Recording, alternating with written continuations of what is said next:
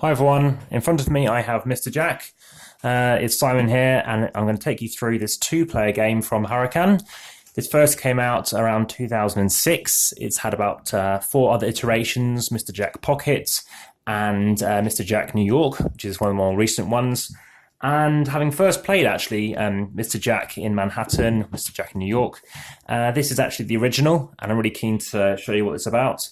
It's a two-player game by well-known designer Bruno Cathala, as well as Ludovic Montblanc. And it's about the Jack the Ripper murders, the gruesome murders of which at least 5 prostitutes were known to have been killed. And they were basically disemboweled, had their throats cut by Jack the Ripper. And in the cases, they were never solved. So there's a lot of mythology behind it.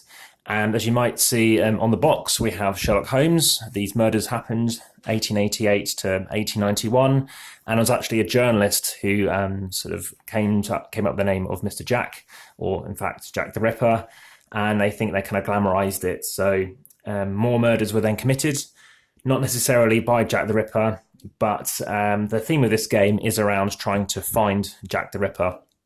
So I have already set the game up, but let me just move that to one side, and I'll just show you what comes in the box. So you've already seen some pieces, so I will be packing it away. The reason why I've set it up the way I have is it is identical each time you play it. So it comes with a rulebook in about 6 different languages, page 14 for the English rules. Having said that, there was a piece of paper that I've just removed, and this game has been lent to me by Sir Alex, as I'm going to call him. And this is a 1-page cheat sheet, which I think is quite commonly available. It just tells you overview on the characters, as 8 characters we'll be using in the game, and basically the flow of the play, the setup, and certain movement and win conditions. So, as I mentioned, it's a 2-player game. It takes about half an hour, normally much quicker than that. It happens over 8 rounds. And the aim of the game is, if you're playing as Jack, what you're doing is you're impersonating one of these characters. As the good guys, your aim is to try and find who has been impersonated by Jack and capture them. So an example is this person was Jack. We find them. We find that other people say are innocent. We find this person, they're not innocent. It is actually Jack the Ripper. And then we need to get someone and capture him. So the game is set up as follows. It happens over a number of rounds, as I mentioned. The lampposts over here will have a 1 on it. So you'll have these, you'll have 6 of those. The 1 goes to the bottom left-hand corner. You place 2 up here, 3 on the up left, 4 about down here. This is in Whitechapel. 5 and 6 go in the middle. Just a point about these whilst I'm talking about lampposts. What they do is they illuminate. So at the end of the round, they get to reveal something.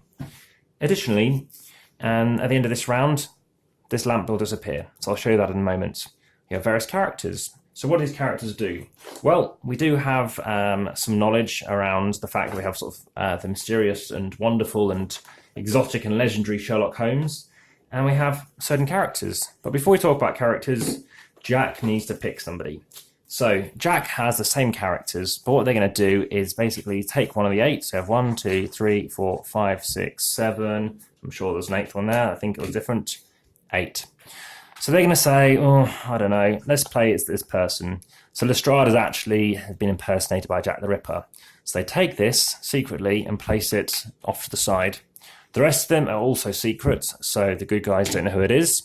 And in terms of where the good guys sit, typically you're meant to have the good guy sat on this side and the bad guy sat on that side. Having said that, it doesn't matter. You can sit side by side. It makes no difference. So you shuffle the 8 cards. So let me move this out of the way again. And you're going to take 4 of them at random and place them out here. So we have the following characters in play.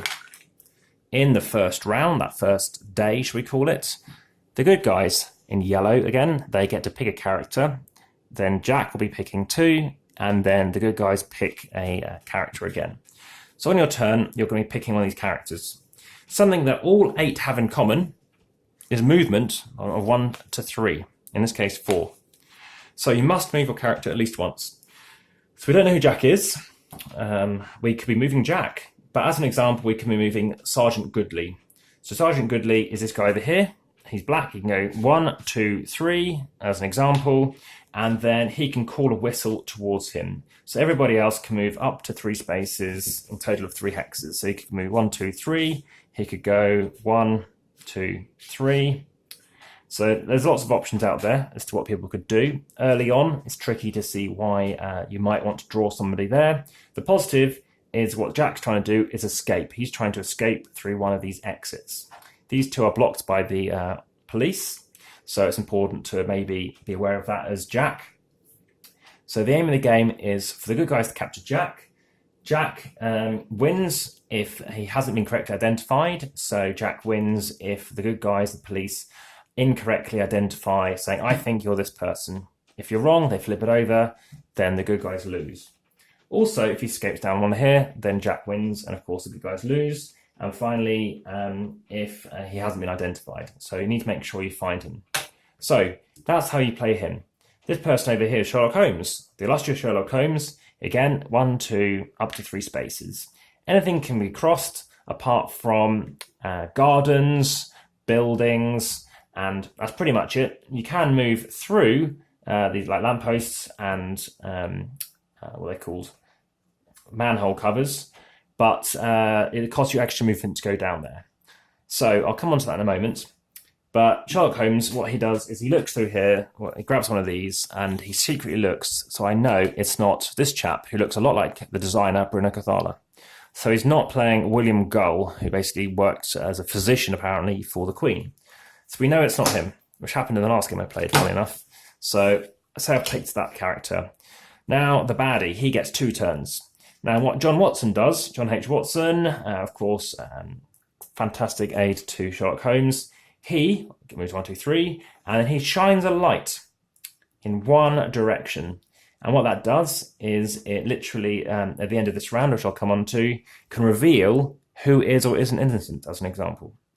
Finally, we have Inspector Lestrade. Again, 1 to 3 movement, and then he must move one of these to a different location, which of course could be very handy for the baddie because Jack might be able to make a quick escape, or maybe it's the case that he's now blocked his escape. So, say we've done our turn, now it's the baddie's turn. So the baddie, remember, is this chap here. He probably wants to get out of here. So here's Lestrade anyway, so he must do it first. Let's say he goes, this is tricky. I'll come on to lamps in a moment. He doesn't want to be next to a lamp. I think he goes 1, that's enough, and then he moves this over here. Which I'm thinking as a baddie, all right, fair enough, but as a goodie, I'm thinking that's very unusual to do. There's nobody completely next to it. This is a close exit. So the baddie's been. John Watson goes.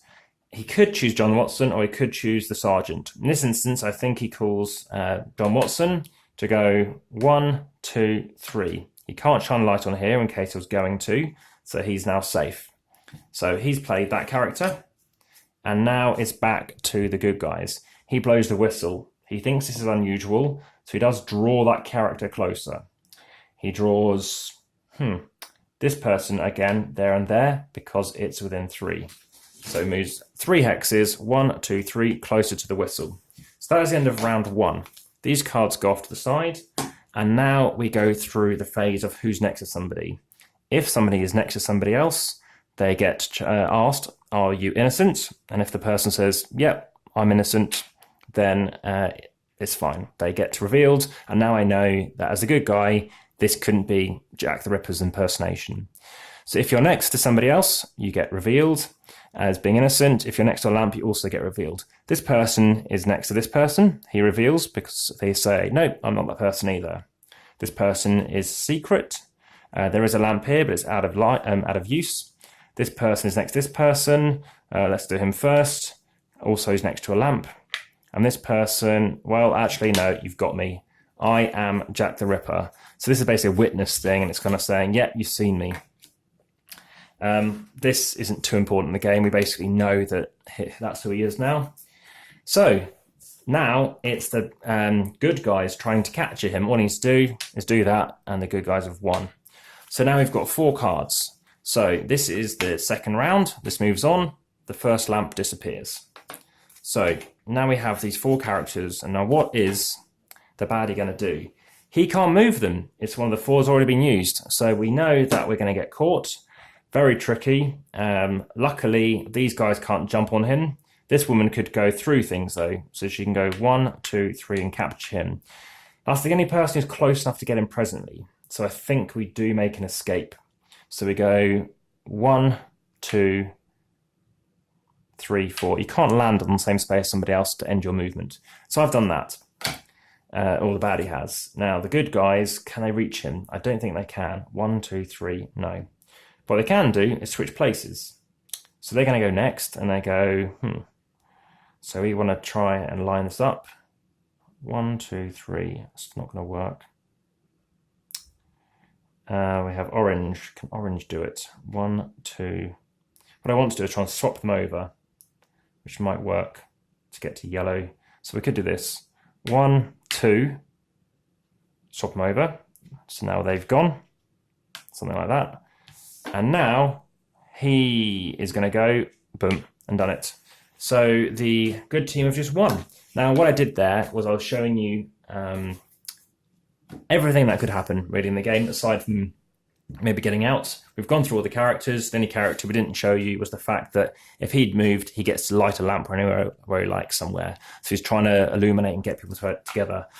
So speaking of togetherness, that is what the good guy is trying to do, get people together and find out who is remaining. The bad guy, he's just trying to keep people apart and thus try to escape.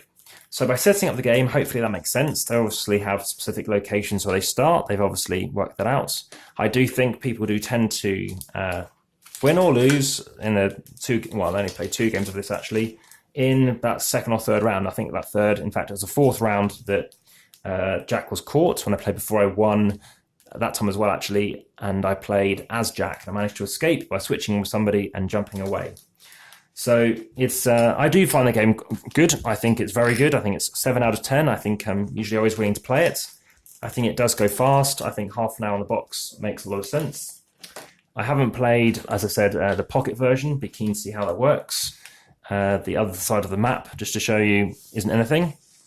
But as hex games go, this is one that I like. I don't generally like the idea of seeing hexes on a game, but in this instance, I think it's very effective. I like the artwork as well. I think it's fun. I think thematically it kind of works as well. I think others agree that what you're trying to do in the game has a lot of commonality with, the ambiguity of what and who Jack the Ripper is. I don't know what the differences are in those other games I've mentioned, and if you have played the other games, I'd be very keen to hear. I think nice sized cards, good quality card things are very good as well. It has, won an award here. It's at least won an award.